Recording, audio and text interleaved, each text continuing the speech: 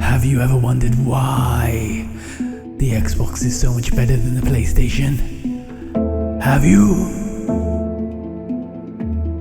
I know I have.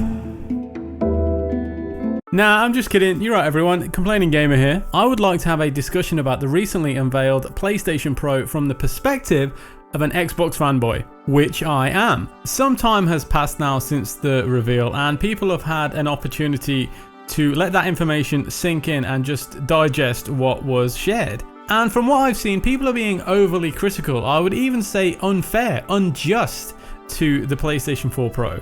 Yes, of course, we have to admit some of the obvious points. PlayStation are playing catch up with the Xbox Scorpio, but they're still going to be the first significantly improved console available. One of the immediate complaints that people have when they look at the PlayStation 4 Pro specs is that it doesn't support UHD 4K Blu-ray playback, but the Xbox One S already does. So some people are kind of flabbergasted by this because, of course, Sony own the rights to Blu-ray. This is their own technology that Microsoft have in their box, but PlayStation Pro does not have in theirs. But here's the thing, I mean, if we think realistically, think about how you are digesting media today.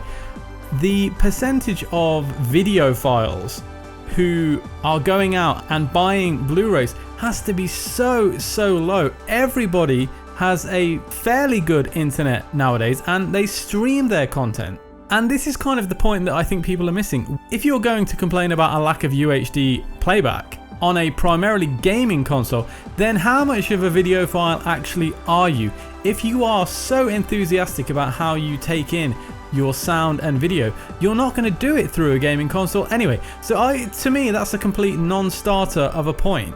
The big selling point currently with gaming has become this obsession with 4K, something which the majority of even PC gamers aren't even experiencing now, and everyone wants to put pressure on PlayStation and Xbox to deliver that experience. Now, some of the pressure is warranted because of the promises that they have given.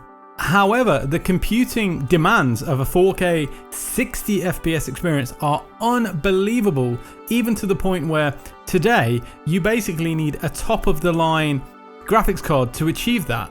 Far beyond what is in the PlayStation Pro and Xbox Scorpio. But with a little bit of wizardry and magic, we saw at the PlayStation meeting what they were able to achieve on screen. It's definitely going to be an interesting challenge for developers and engineers to squeeze out that 4K experience. I mean, if you crunch the basic numbers, you will see that in theory, this shouldn't really be possible. For example, Mass Effect Andromeda, it's on your screens right now. You can guarantee that that won't run at 60 FPS. It's much more likely to run at 30 FPS if it is 4K. But you know, very similar to the UHD point, how many people are going to have that 4K HDR ready TV?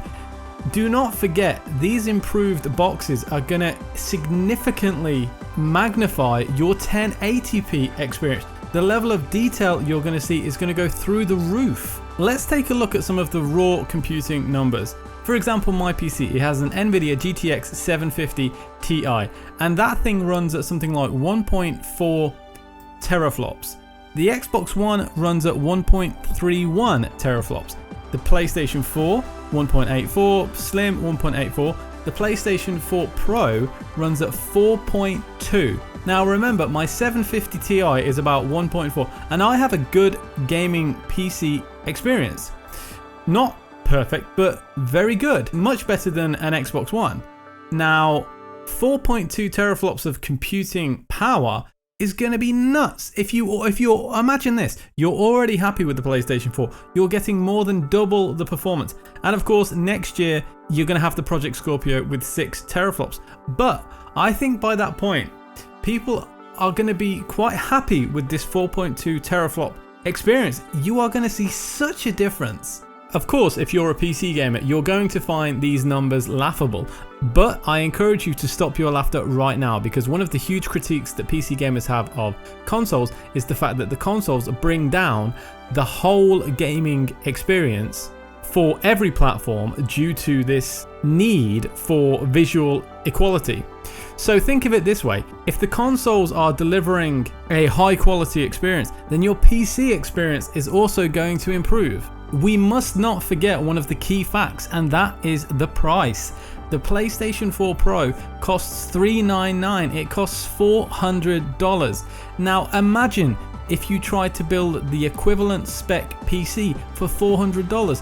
There is no way on this earth that you're going to be able to do it. For example, the 4.2 teraflops of the PlayStation Pro, that falls directly between a 970 and 980 Nvidia card, and they can go from anywhere from $250 up to $400+, and that's for the card itself. So the PlayStation Pro is incredible value for money.